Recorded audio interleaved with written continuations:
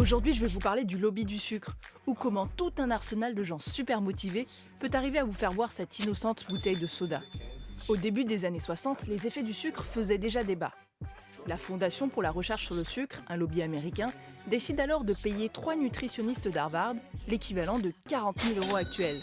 Ils doivent réaliser une analyse d'études déjà publiées sur le rôle du sucre dans les maladies cardiovasculaires, sauf que le résultat est déjà convenu d'avance. On est en 1967.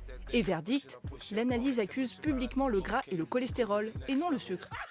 Ah bah tiens.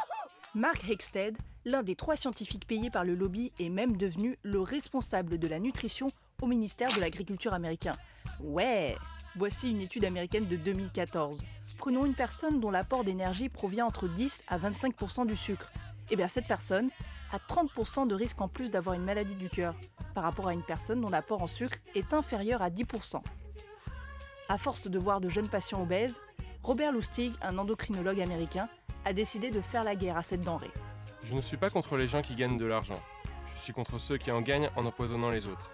C'est ce qu'a fait l'industrie du tabac et c'est ce que fait l'industrie agroalimentaire aujourd'hui. Waouh, ils sont forts quand même, la preuve. En 30 ans, la consommation de sucre a augmenté de 46% dans le monde.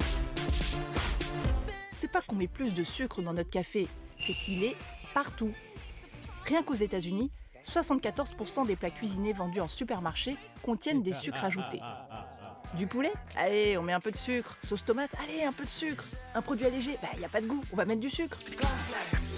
Heureusement, il y a du changement, et ça commence par la communauté scientifique.